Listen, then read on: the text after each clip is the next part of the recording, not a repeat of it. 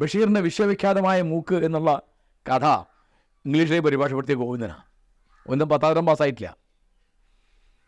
അപ്പോൾ അദ്ദേഹത്തിന് ചുറ്റും വലിയ എഴുത്തുകാരിപ്പോൾ CN ശ്രീകണ്ഠൻ നായർ, ഞാൻ CJ തോമസിൻ്റെ കാര്യം ഞാൻ പറഞ്ഞു, വലിയ സിനിമക്കാർ എല്ലാവരും. അപ്പം അന്ന് ആധുനികത പിറക്കുന്നൊരു കാലാണ്.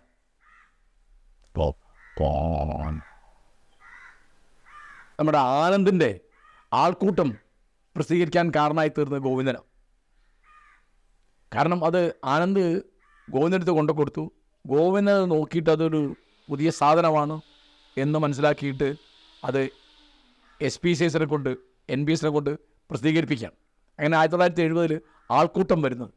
അപ്പോൾ OV വിജയന് വലിയ ബന്ധം ഉണ്ടായിരുന്ന ആളാണ് ഗോവിന്ദൻ, ബഷീറിന് വലിയ ബന്ധം ഉണ്ടായിരുന്ന ആളാണ്.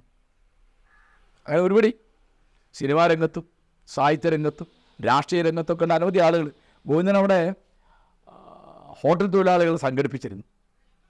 അപ്പോൾ ഞങ്ങൾ നടക്കുമ്പോൾ ഏതെങ്കിലും ഹോട്ടലിൽ കയറിയാൽ ഗോവിന്ദൻ ഒന്നും പറയാതെ തന്നെ അവിടെ ചായ കൊണ്ടുവന്ന് വയ്ക്കും. ഗോവിന്ദൻ്റെ ചായക്കപ്പ് തീർന്നാൽ അദ്ദേഹം ഒന്നും പറയുകയും ഭാവിക്കുകയും ചെയ്യില്ല, വീണ്ടും പിള്ളേർ ഇതിങ്ങനെ ഒഴിക്കും. ആ ഒരു ദിവസം ഗംഗാരം മാഷ് വിളിച്ചു, ചേട്ടോ തനിക്ക് മനസ്സിലായി ഇതെന്താ അങ്ങനെ? ഞാൻ പറഞ്ഞാൽ അറിയില്ല. ഈ ഹോട്ടൽ തൊഴിലാളികളുടെ യൂണിയനിലെ നേതാവായിരുന്നു ഒരു ഗോവിന്ദൻ. അപ്പോൾ അയ്യാക്ക് എന്താ വേണ്ടതെന്ന് അവർക്കറിയാം. ഗോവിന്ദൻ്റെ പ്രധാന ഭക്ഷണം ചായയും പീടിയായിരുന്നു. അങ്ങനെ എൻ്റെ മദിരാശി അനുഭവം എന്നുള്ളത് ആ നഗരത്തിൻ്റെ അനുഭവം എന്നതിലധികം ഒരു മലയാളത്തിലെ ആധുനികതയുടെ പത്രപ്രവർത്തനം, സിനിമ, നാടകം, സാഹിത്യം, അതിനോടൊക്കെ ബന്ധപ്പെട്ട മോഡേണിസത്തിൻ്റെ ഒരു പ്രതിരൂപമായിട്ട് അന്ന് ഞങ്ങൾ കണ്ടിരുന്നത് ഗോവിന്ദനാണ്. ആ ഗോവിന്ദൻ്റെ കൂടെയുള്ള ആശയ സംവേദനത്തിൻ്റെ, ഞാനധികം വർത്തമാനം പറയുന്നില്ല, ഞാൻ ചോദിക്കുന്നില്ല, ഞാനിങ്ങനെ കേട്ടുകൊണ്ടിരിക്കുകയാണ്. ചിലപ്പോൾ ഗംഗാരം സംസാരിക്കും, ചിലപ്പോൾ MG സംസാരിക്കും, അല്ലെങ്കിൽ വേറെ ആരും സംസാരിക്കും, അല്ലെങ്കിൽ ഇതൊന്നുമില്ല അദ്ദേഹം സംസാരിക്കും.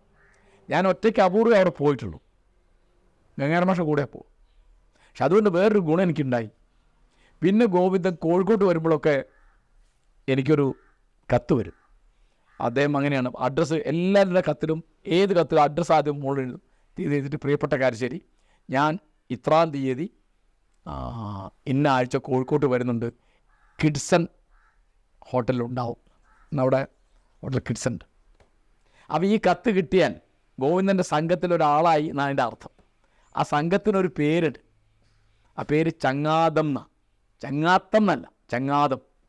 അതിനൊരു പ്രത്യേക ആശയമോ ഒരു പ്രത്യേക രാഷ്ട്രീയമോ ഒരു പ്രത്യേക മതവിശ്വാസമോ ഒന്നുമില്ല. അതിപ്പോൾ ഗോവിന്ദനൊരു ഗുരു ആണെന്ന് ഒരിക്കലും ഭാവിച്ചിരുന്നില്ല, അതേ ആരെയും ശിഷ്യപ്പെടുത്തിയിരുന്നില്ല. അദ്ദേഹത്തിൻ്റെ ഒരു സൗഹൃദ കൂട്ടായ്മയാണത്, ആണ് ചങ്ങാതം എന്ന് പറയുന്നത്. അപ്പോൾ അതിൻ്റെ പല ചർച്ചകളുണ്ട്. അതിൽ ചിലരൊക്കെ പുസ്തകമായിട്ട് വന്നിട്ടുണ്ട്. ഉദാഹരണം പറഞ്ഞാൽ അഴിമതി, അധികാരം, വർഗീയത എന്നുള്ള പുസ്തകം ഈ തരത്തിലുള്ള അദ്ദേഹത്തിൻ്റെ സുഹൃത്തുക്കൾ, ഇപ്പോൾ എറണാകുളത്താണെങ്കിൽ അത് PK റഹീം, അദ്ദേഹം മരിച്ചുപോയി. അങ്ങനെ AN നമ്പ്യാർ, അങ്ങനെ കുറേ ആളുകളുണ്ട്. ആ സംഘത്തെയാണ് KP അപ്പൻ പിൽക്കാലത്ത് പവിത്ര സംഘം എന്ന് വിളിച്ചത്. അതിനെപ്പറ്റി വലിയ വിമർശനമുണ്ട്. TK രാമേന്ദ്രൻ അതിന് കൊടുത്ത വിമർശനം, അതിന് കൊടുത്ത പേര് M ഗോവിന്ദൻ്റെ പ്രതിലോമ പാഠശാല. കാരണം കമ്മ്യൂണിസത്തോടു കൂടി മനുഷ്യചിന്ത അവസാനിച്ചു എന്ന് വിചാരിക്കരുത്, അതാണ് ഗോവിന്ദൻ്റെ ഒരു നിലപാട്. മാർസ് എന്ന മനുഷ്യസ്നേഹികളുടെ ലേഖനം എഴുതിയ ഗോവിന്ദനാണ്. മാർസിനെ അങ്ങേയറ്റം കൊണ്ടാടുന്ന ലേഖനം 40 പേരിലെ സുദീർഘമായ ലേഖനം. അപ്പോൾ സ്വല്പം ചിന്തിച്ചാലെന്ത് എന്നുള്ള ഒരു പുസ്തകം ഗോവിന്ദൻ്റെ ഉണ്ട്. M ഗോവിന്ദൻ്റെ ഉപന്യാസങ്ങൾ എന്ന് പറഞ്ഞാൽ അതിൻ്റെ ഒരു കളക്ഷൻ വന്നിട്ടുണ്ട്. അപ്പോൾ ഞാനൊരു ചിന്തകനെ അടുത്ത് പരിചയിച്ചത് ഗോവിന്ദനെ. ചിന്തകൻ എന്ന് പറയാൻ നമുക്ക് നേരത്തെ അധികം ആളൊന്നുമില്ല. അതിലിപ്പോൾ ഒരാളുള്ളത് കേസരി ബാലകൃഷ്ണപിള്ളയാണ്. അദ്ദേഹത്തിൻ്റെ പാരമ്പര്യത്തിൽ വരുന്ന 2 ആൾക്കാരാണ് ഗോവിന്ദനും CJ തോമസും. അപ്പോൾ ഗോവിന്ദൻ കമ്മ്യൂണിസത്തിന് എതിരാണ് എന്നുള്ളത് കൊണ്ട്, അവിടെ ചിന്ത അവസാനിച്ചിട്ടില്ല എന്നുള്ളതുകൊണ്ട്, മനുഷ്യൻ്റെ മസ്തിഷ്കത്തിൻ്റെ വളർച്ച മാസനോട് തീർന്നിട്ടില്ല എന്നുള്ളത് കൊണ്ട് ഒന്നിനെ അതിനെ വിമർശിക്കും. അപ്പോൾ ഒരു കാലത്ത് കമ്മ്യൂണിസ്റ്റ് ആയിരുന്നു CJ തോമസ്. പിന്നീട് കമ്മ്യൂണിസത്തിൻ്റെ വലിയ ശത്രുവായി.